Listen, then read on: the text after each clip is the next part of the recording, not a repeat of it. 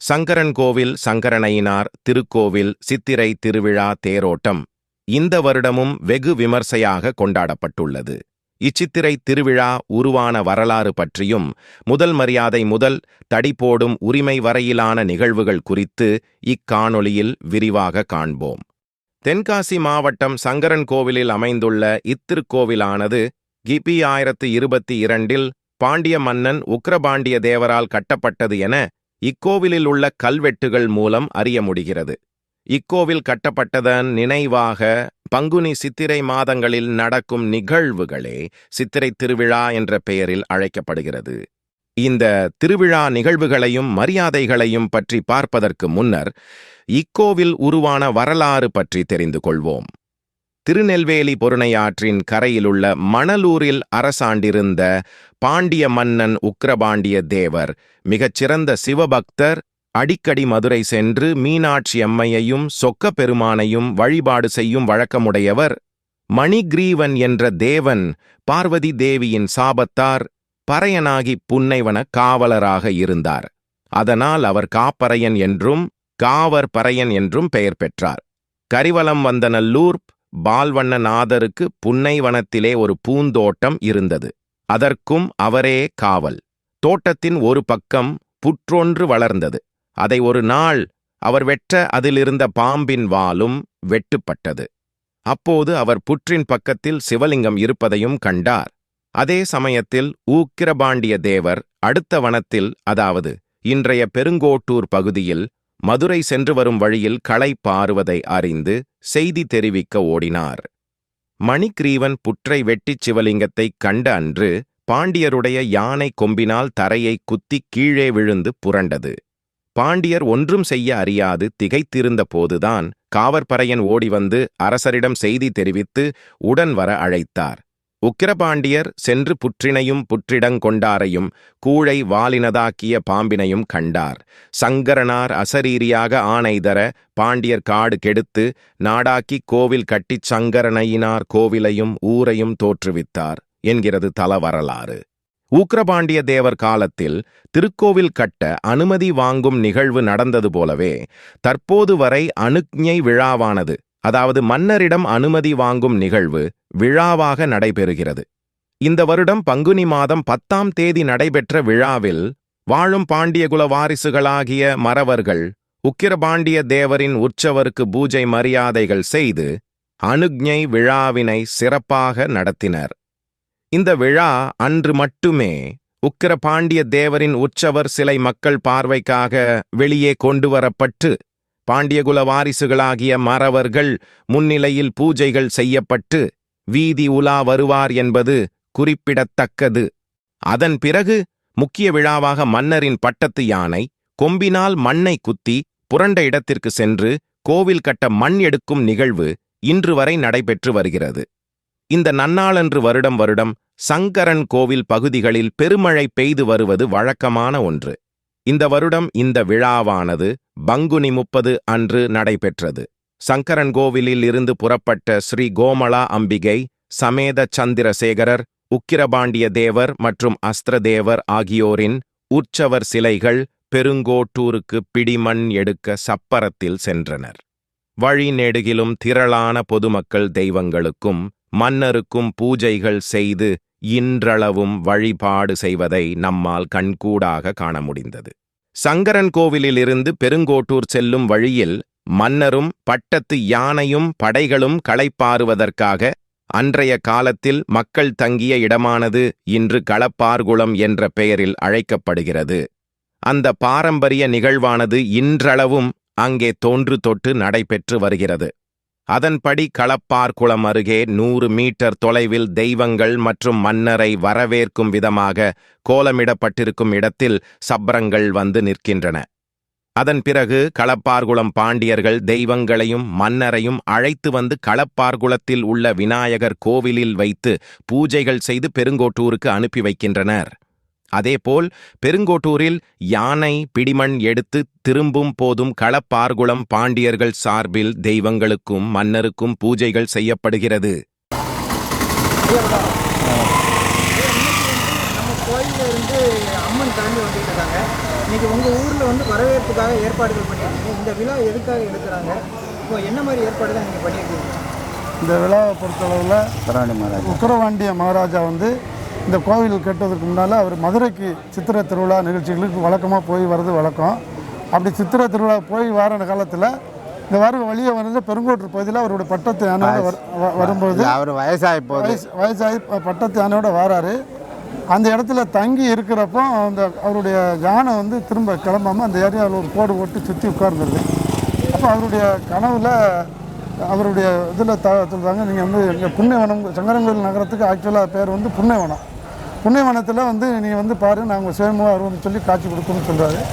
அப்போ மணிக்கிறவங்க ஒரு குறவர் சமுதாயத்தை சேர்ந்தவர் வந்து ஒரு இதை வெட்டும்போது வெட்டும் நீர்ப்பாய்ச்சி அந்த குளம் கவனிக்கக்கூடிய நீர்ப்பாய்ச்சி மணிக்கிறவங்க ஒரு சேவகர் அவர் அந்த ஏதோ புண்ணியவனத்தில் வெட்டு தோண்டும் போது அந்த புத்திலிருந்து சுயம்புவா லிங்கம் தோன்றுது. அந்த லிங்கம் தோண்டினோடனே அவர் அதுக்கு ஒரு சுயமாக தோணும் ஒரு கோயில் கட்டி வழிவிடணும்னு சொல்லி தான் இங்கே சங்கரலிங்கர் சுவாமி கோயிலை உருவாக்குவார். அதோட மூலமாக பெருங்கோட்டை இருக்கிறதுனால பெருங்கோட்டில் போய் பிடிமண் எடுத்துகிட்டு வந்து ஒவ்வொரு நிகழ்ச்சியும் இங்கே துவங்குவாங்க. அப்படி பிடிமண் எடுக்க வரும்போது இந்த வழியாக வந்து களைப்பாரி செல்லும் இந்த ஊரில். அதனால இதுக்கு பேர் களைப்பாருங்குளம்.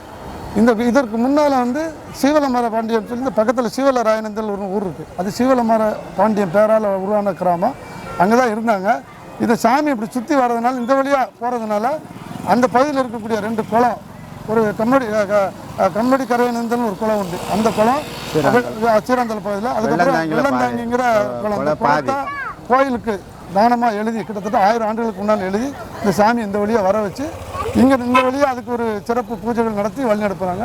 அதுக்காக 1000 வருஷத்துக்கு முன்னால் கட்டப்பட்ட மண்டபம், இந்த கல் மண்டபம், இந்த மண்டபத்தில் எழுந்திருந்து காட்சி தருவாங்க. நாங்கள் கனவு தெய்வமாக கோமதி அம்மன் சங்கரலிங்கருக்கு உண்டான மகா வேள்வி யாகமெல்லாம் நடத்தி இங்கே 1 மணி நேரம் 2 மணி நேரம் களைப்பாரி அங்கே செல்லும்.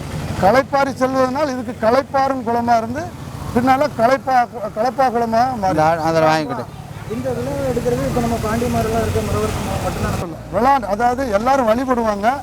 ஆனால் நடத்துறது வந்து நம்ம சமுதாயத்துக்கு சார்பாக நாங்கள் வந்து எங்கள் கிராம முனிசிப்புன்னு சொல்லி ஒரு குடும்பத்தை சார்ந்தவங்க, எங்களோட துணைக்கு இவங்க காவல்கார சாமின்னு சொல்லி இருப்பாங்க. மற்ற ஊரில் வந்து எல்லாரும் ஊர் பொதுவான ஒரு நிகழ்ச்சி தான். இங்கே அனைத்து சமுதாயம் இருந்தாலும் இந்த விழாவை தலைமையாகி நடத்துறது பாண்டியர் வம்சத்தில் உள்ள. இங்கே மற்றபடி யாதவ சமுதாயம் இருக்காங்க, தாழ்த்தப்பட்ட தேவேந்திர குலம், அருந்ததி குலம் இருக்காங்கனால அவங்களும் வந்து சாமி விடுவாங்க. இருந்தாலும் விழாவை நடத்துறது வழி நடத்துறது தலைமை வந்து நான் என்னுடைய தலைமை, எனக்கு துணையாக இவங்க இருப்பாங்க. என்னுடைய பேர் முத்துராமனுங்க. எனக்கு கிராம முன்சிப் குடும்பம்னு சொல்லி எங்களுக்கு அந்த இதை பரம் கொடுத்தாங்க. இவங்க வந்து காவல்கார சாமி வேறன்னு சொல்லி எங்களுக்கு துணையாக அடுத்தடுத்து மற்ற இருப்பாங்க. ஊர் எல்லோரும் சேர்ந்து நடத்துவாங்க.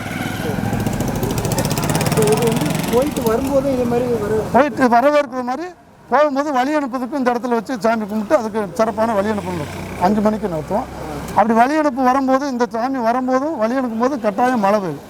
மிகப்பெரிய ஒரு சூறாவளியோட வருஷம் ஒரு நாள் தூரலாவது அந்த 5 மணிக்கு விழுந்துடும். இன்றைக்கு காலையிலே மழை பெஞ்சால் கூட அந்த மாலை நேரங்களில் மழை வருஷம் பெய்யும்.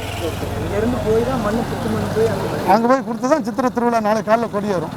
மதுரையில் நடக்கிற அதே சம்பவ நிகழ்ச்சி பூரா இங்கே சங்கரன்கோயிலில் சித்திரை திருவிழா கொடியேற்ற நடக்கும். அந்த தேராட்டம் 9 நாள் மற்ற எல்லாமே வருஷம். அதே மாதிரி அந்த மன்னன் சுந்தரபாண்டியன், மதுரை ஆண்ட சுந்தரபாண்டியன் இங்கே சாமி தரிசனம் பண்ணிட்டு வரையில் இங்கே தங்கி தான் போவார். இங்கே தங்கி போவார். அதுக்கு நினைவாக ஒரு களைப்பாறு செல்வார். களைப்பாறு குளம் தான் இப்போ கலப்பாளமாக மாறி களைப்பாரும் குளமாக இருந்து கலப்பா குளமாக பேர் மாறி. அப்படி அவர் வரும்போது இந்த இடத்துல உட்கார்ந்து இந்த நல்ல தூங்கும்போது கனவுல ஒரு அசரீர் தோண்டி ஒரு அம்மன் தோன்றிருக்காங்க. அந்த அம்மன் தான் இங்கே வடக்குவா செல்லி அம்மன் சொல்லி ஒரு இருக்கு. அவங்க அந்த வரைஞ்சி கொடுத்த அந்த ஆதி சிற்பம் இருக்குது. இப்போ நாங்கள் சமீபத்தில் ஒரு 10-12 வருஷத்துக்கு முன்னால் கோயில் கட்டி கும்பாஜி வச்சு புது சிலை வச்சோம். இருந்தாலும் அந்த ஆதி செல்லி அம்மன் வந்து அந்த கல்லில் சிற்பமாக வரைஞ்ச அம்மன் இருக்குது. அது சுந்தரபாண்டியன் கனவுல தோண்டி அவர் உருவாக்கி கொடுத்தார். அதில் ஒரு நடுக்கல் இந்த வரலாறும் அது பகுதியில் இருக்குது. இந்த அளவுக்கு இதில் ஒரு சிறப்புடைய ஒரு கிராமம். இந்த களப்பார் குளம் ஊருக்கு இன்னொரு சிறப்பும் உள்ளது. சங்கரன்கோவில் பகுதியில் உள்ள களப்பார்குளம், இருமன்குளம், கோவிலாங்குளம் ஆகிய 3 ஊர்களும் எந்த சமஸ்தானங்களின் கட்டுப்பாட்டிற்கும் செல்லாமல் யாருக்கும் அடிபணியாமல் சுதந்திரமாக இருந்துள்ளனர் என்பது கூடுதல் தகவல். அது பற்றிய முழு தகவல்களை மற்றுமொரு காணொளியில் காண்போம். பெருங்கோட்டூருக்கு சப்பரங்களும் யானையும் வந்த பிறகு அழகாபுரி சமஸ்தான பாண்டிய மன்னர் யானையை பிடிமண் எடுக்கும் இடத்திற்கு அழைத்து வந்தார். நம்மால் அங்கே வீடியோ எடுக்க முடியாத அளவுக்கு கனமழை பெய்தது. அந்த கனமழையிலும் யானை பிடிமண் எடுப்பதை பார்க்க அனைத்து சமுதாய மக்களும் பெரும் திரளாக திரண்டிருந்தனர். அந்த மழையிலும் அழகாபுரி சமஸ்தான ராஜா முன்னிலையில் கோவில் யானை பிடிமண் எடுத்தது. அதனை அங்கிருந்த பொதுமக்கள் பக்தியுடன் கண்டுகளித்தனர். இவ்வாறாக பிடிமண் எடுக்கும் நிகழ்வு முடிந்தவுடன் மறுநாள் கொடியேற்றத்துடன் சித்திரை திருவிழா தொடங்கியது. அதன் பிறகு சித்திரை 8 அன்று சுவாமி அம்பாள் திருத்தேரில் எழுந்தருளி பொதுமக்களுக்கு காட்சியளித்தனர். இந்த திருத்தேரினை இழுக்கும் முழு உரிமையும் முதல் மரியாதையும் பாண்டிய குல வாரிசுகளாகிய தலைவன் கோட்டை சமஸ்தானத்துக்கு மட்டுமே உரியது என்பதை செப்பு பட்டயம் மற்றும் தொல்லியல் துறை ஆவணங்களுடன் காணொளியாக நமது சேனலில் பதிவு செய்துள்ளோம். பார்க்காதவர்கள் மேலே உள்ள லிங்கை கிளிக் செய்து பார்க்கவும். ஆனால் அவர்கள் அந்த முதல் மரியாதையையும் தேரினை வடம்பிடித்து இழுக்கும் உரிமையையும் தொடராமல் விட்டதன் விளைவு இன்று ஒரு சில வரலாற்று திருட்டு கும்பல்கள் அந்த வரலாற்றை அபகரிக்க நினைக்கின்றனர். தேரோட்ட நாளில் தேருக்கு தடிப்போடும் மக்களுக்கு பாண்டிய மன்னர் சார்பில் தேருக்கு பின்னால் அந்த காலத்தில் மரியாதை செய்யப்பட்டுள்ளது. ஆனால் தற்போதைய காலத்தில் அனைத்து சமுதாய மக்களும் ஒற்றுமையுடன் சமத்துவமாக சாதிய பேதமின்றி இருந்து வருவதால் அவர்களுக்கு தற்போது கோவில் நிர்வாகம் சார்பில் கோவிலுக்கு உள்ளே உக்கிரபாண்டிய தேவர் சிலை முன்பு மரியாதை வழங்கப்படுகிறது. ஓட்டு அரசியல் காரணமாக இன்று பரிவட்டமெல்லாம் கட்டப்பட்டு இதுதான் முதல் மரியாதை எனவும் வரலாற்று திரிபு செய்து வருகின்றனர் ஒரு சிலர். வரலாறு என்பது உள்ளதை உள்ளபடியே பேசுவதுதானே தவிர ஒவ்வொருவரின் நிகழ்கால தேவைகளுக்கேற்ப மாற்றிக்கொள்வது கிடையாது என்பதை கூறிக்கொண்டு விடை பெறுகிறேன். என்றும் உங்கள் பாண்டியன்.